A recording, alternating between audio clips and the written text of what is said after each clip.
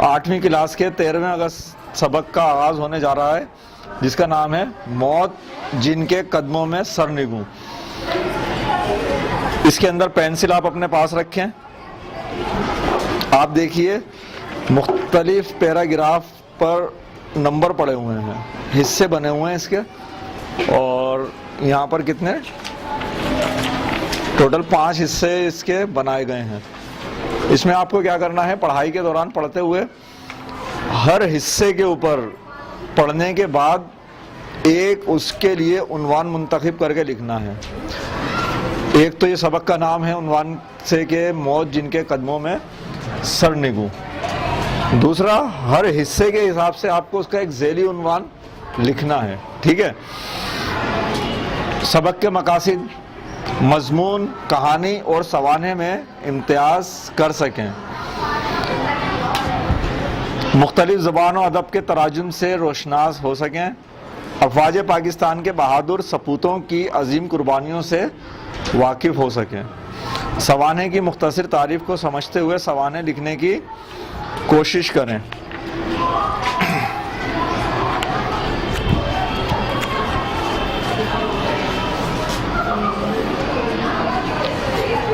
सवाने निगारी या सवाने आप किसे कहते हैं?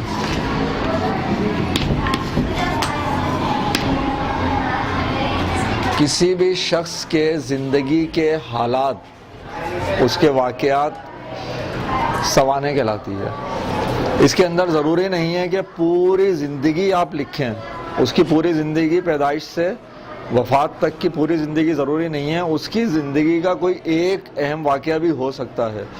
जैसे ये हमारे पास यहाँ सबक शामिल है, इसमें आप देखेंगे तो ये मेजर तुफैल के बारे में सबक है और उनकी ज़िंदगी का एक वाक़या सिर्फ शामिल किया गया है। जी, नाम नहीं दिया है मुख्तलिफ जगह से, क्योंकि इसको जो है लिया गया है। इसके लिए आपके जो मुसन्निफ़ हैं वो आपको पता है कि अल्लामा इकबाल और शुजा, इन दोनों की ये बनाई हुई किताब है। उन्हीं ने इसकी पूरी मश्क जितनी भी हैं वो बनाई हुई हैं। अगर किसी ख़ास राइटर ने जब लिखा होता है तो हम बताते हैं, क्योंकि ये उन लोगों ने ही इकट्ठा करके लिखा है, इसलिए यहाँ नाम नहीं दिए गए। मशरिकी पाकिस्तान की मशरिकी सरहद पर लक्ष्मीपुर गांव, जिसके मशरिकी जानिब मुतसिलन पाक व हिंद सरहद वाक़े है। सरहद के इस तरफ पाकिस्तानी सरहदी मुहाफिज दस्ता EPR और दूसरी तरफ इंडियन फोर्स खड़ी अपनी अपनी सरहद की कड़ी निगरानी कर रही हैं।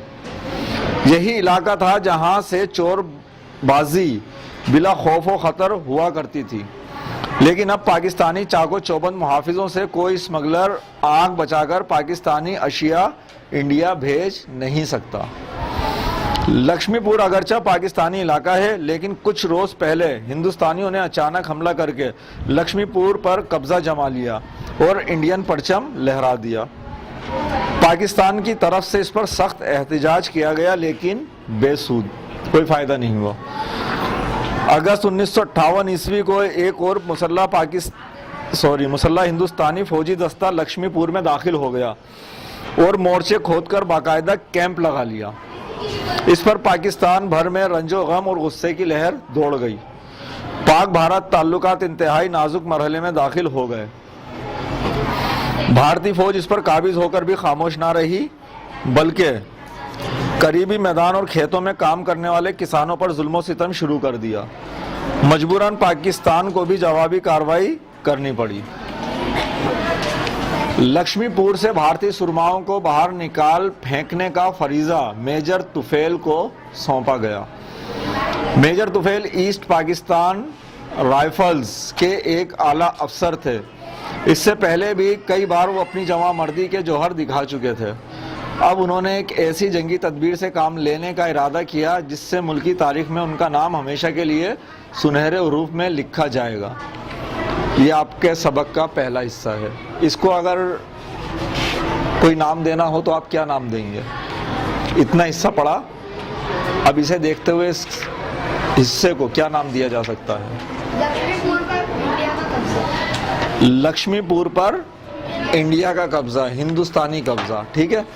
इसके ऊपर पहले पे ये नाम लिख लीजिए, बाकी जो 4 हैं उसके ऊपर आप लोग खुद लिखेंगे इसमें। वैसे तो ये भी आपने ही बताया है। पहले पे क्या नाम लिखे सर? लक्ष्मीपुर पर हिंदुस्तानी कब्जा, इसमें जो बन रही है यहाँ पर EPR।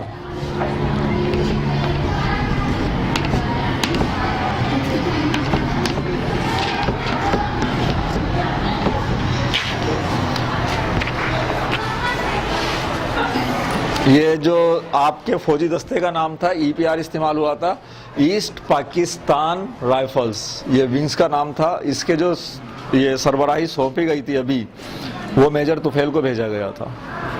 दूसरा हिस्सा शुरू हो रहा है। वो 6 और 7 अगस्त की दरमियानी धुंधली की रात थी, धुंधली की रात जिसके ऊपर धुंध छाई हुई हो।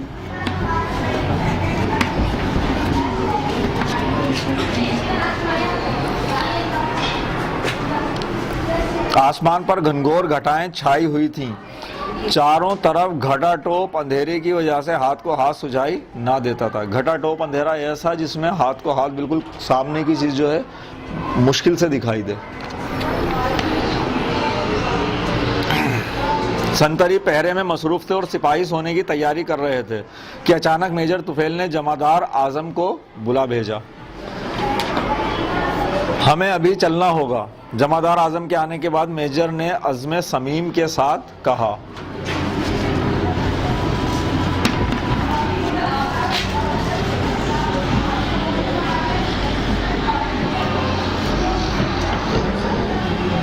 अज़्म समीम, पक्का इरादा, सच्चा, खालिस।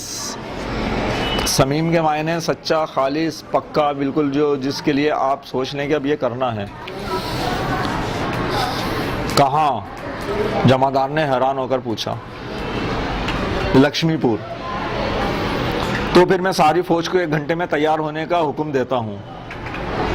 नहीं, सिर्फ सीधा 24 जवान हमारे साथ होंगे।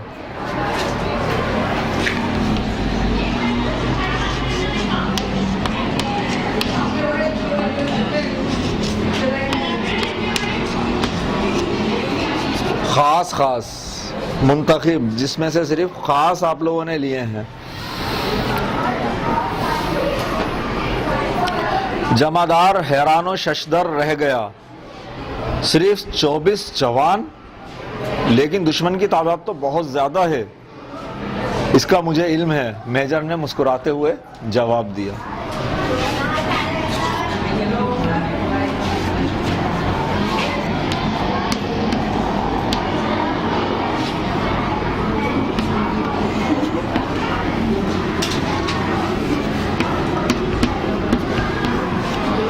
हक्का वक्का, हैरान व शशदर, हक्का वक्का, जहनी शौक जिस पे लगता है कि ऐसा कैसे मुमकिन होगा। यहाँ से तीसरा हिस्सा शुरू हो रहा है। रात के अंधेरे में 24 मुसल्लह पाकिस्तानी सपूत दुश्मन के कैंप की तरफ बढ़ने लगे, जिनकी क़यादत खुद मेजर तुफैल के हाथ में थी। झाड़ियों में से गुजरते दुश्मन उनकी नज़रों से झाड़ियों से गुजरते दुश्मन की नज़रों से बचते बचाते और घुटनों के बल चलते हुए ये लोग दुश्मन के कैंप की तरफ बढ़ते चले गए। कैंप के नज़दीक पहुंचकर मालूम हुआ कि कैंप के दरवाजे पर 2 तोपें नस्ब की हुई हैं। कैंप के दरमियानी हिस्से में धीमी सी रोशनी है, जिससे दुश्मन के कायद का टेंट साफ नजर आ रहा था। अचानक मूसलाधार बारिश शुरू हो गई, जिससे चारों तरफ अंधेरा छा गया। उधर मशरिक उफक पर सुबह सादिक की सफेदी नुमदार होने लगी। मेजर तुफैल ने अपनी इस मुख्तसर सी जमात को इशारे से समझा दिया कि इस बारिश से फायदा उठाकर दुश्मन पर हल्ला बोल दिया जाए। कीचड़ और पानी में घुटनों और कोहनियों के बल वो फिर आगे बढ़े। कैंप के करीब पहुंचकर जमादार ने बुलंद आवाज में नाराए तकबीर बुलंद किया और देखते ही देखते अल्लाह अकबर की जवाबी आवाज़ के साथ पाकिस्तानी जियाले जवान भारतीय सुरमाओं पर बिजली की तरह टूट पड़े। मशीन गनों की आवाज़ से फ़ज़ा मुर्तइश हो गई। दुश्मन की फौज ने कैंप से निकलने की कोशिश की, लेकिन पाकिस्तानी जवानों की आवाज़ आई कि सरेंडर, अपने आप को हमारे हवाले कर दो। 3 हिस्से यहाँ पूरे हो गए। बाकी जो दूसरा और तीसरा आप लोगों ने इसके जो उन्वानात हैं वो मुंतखब कर लिए हैं, ज़ैली उन्वान वो मुंतखब करके वहीं लिख लीजिए जो आपको उसमें खुद लग रहा है कि ये आना चाहिए। नंबर 4, मेजर तुफैल हमले की इब्तिदा ही से फौजों के आगे आगे थे। वो दुश्मन के कायद को गिरफ्तार करना चाहते थे। इस इरादे से वो आगे दुश्मन के कैंप की तरफ बढ़े ही थे कि उसने उनके सीने का निशाना बांधा और लुबलुबी दबा दी। बंदूक के जो होते हैं ना, घोड़ा जिसे कहते हैं उसको लुबलुबी ही कहते हैं। ये जो हम जिसे ट्रैगर कहते हैं, घोड़ा पीछे जो उसे खींचते हैं, ठीक है। गोली उनके सीने के बाएं हिस्से को छेदती हुई निकल गई। खून का एक फव्वारा उबल पड़ा, लेकिन उनके पास इस तरफ मुतवज्जा होने का वक्त ही कहाँ। दुश्मन को उन्होंने दूसरी गोली चलाने की फुर्सत ही ना दी।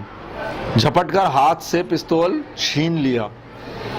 फिर दोनों में दस्त बदस्त लड़ाई शुरू हो गई। जमादार आजम भी मेजर की इमदाद के लिए आगे बढ़ा। अचानक दुश्मन के कायद के बॉडीगार्ड ने मेजर का निशाना लेकर गोली चला दी, लेकिन गोली जमादार को लगी, जिससे वो मौके पर ही शहीद हो गया। मगर साथ ही उनके पिस्तौल से निकली हुई गोली से हमला आवर भी बच ना सका। दुश्मन कैंप में हाथापाई और जमादार आजम की शहादत इस नाजुक मरहले पर भी पाकिस्तानी नौजवानों को हिरासा ना कर सकी।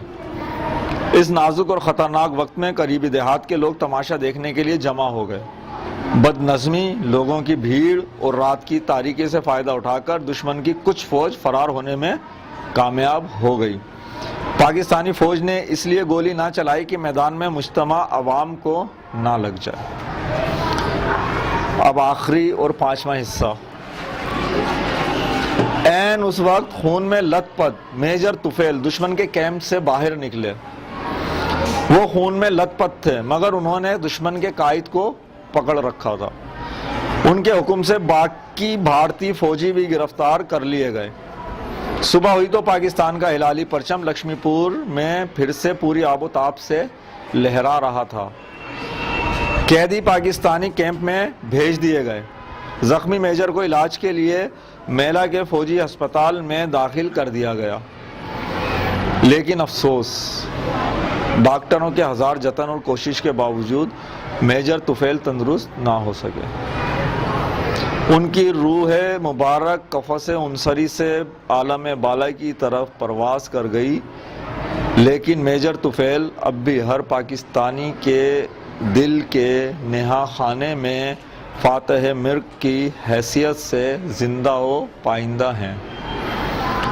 मौत उनके कदमों में हमेशा के लिए सरनिगू है। पाकिस्तान पाइंदाबाद। सरनिगू, सर झुका देना। फातह मर्ग, ये जो फातह मिर्क का लफ्ज़ है, मौत को शिकस्त देने वाला। मेजर के सीने में गोली लगी हुई है, उसके बावजूद भी अपनी जान की फिक्र नहीं है।